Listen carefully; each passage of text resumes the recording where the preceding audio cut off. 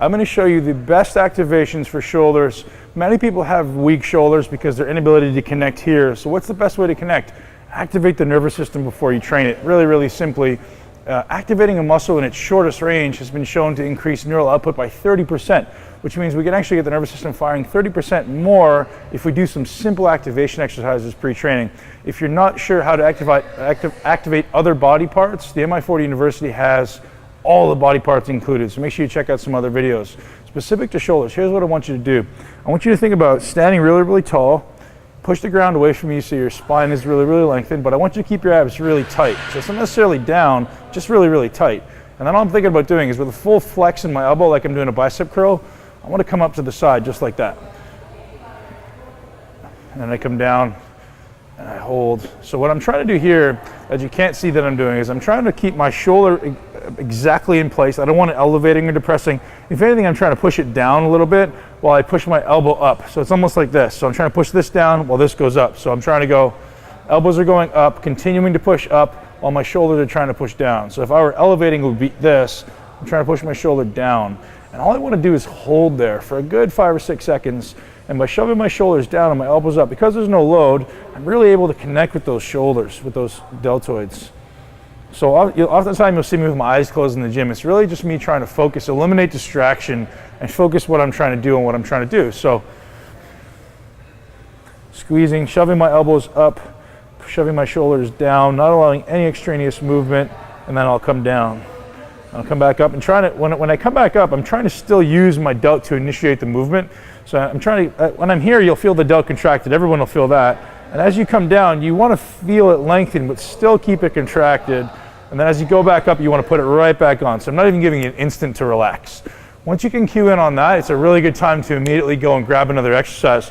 So some of the things that I like to do, and we talked about in other videos, we want to activate or at least train the shortest position first. So what we're going to do here is I'm going to show you guys how to train the shortened position. I like to use these ankle straps, but it's just the same to use handles. You can grab the thing like this. What I like to do is just put my hand slightly inside of it like that. So drop this down a little bit more for this exercise.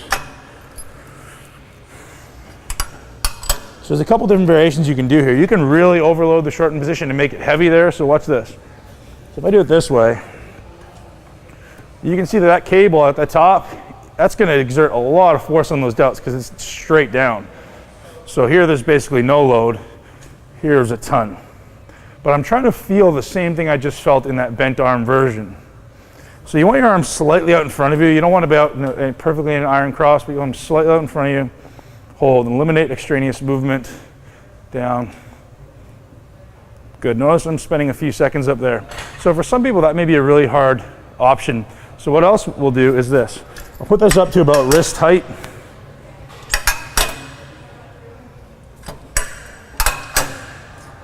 And I'll actually physically cross them. I'll do it facing the camera for exercise demonstration reasons. Normally I would face away, but so you physically want to cross them. So watch what's going to happen here. At the top of the range is actually going to be where it's lightest because the cables are getting closer to your shoulders. See about right there. The cables are 90 degrees to my arm and the greatest distance from my shoulder axis. That's where it's going to be hardest. Here it's going to start getting pretty light. Like the higher I go up, the closer that cable gets to my shoulder, it actually gets lighter. So for those of you who have a hard time feeling your shoulder in that short position, I highly recommend spend some time up here, get really strong, and make sure it's not an elevation of the scapula. It's just letting you can let the scapula move, but you don't want to let it come up. So those are your best activation exercises for side delts. I'm going to quickly show you how to do it for rear delts.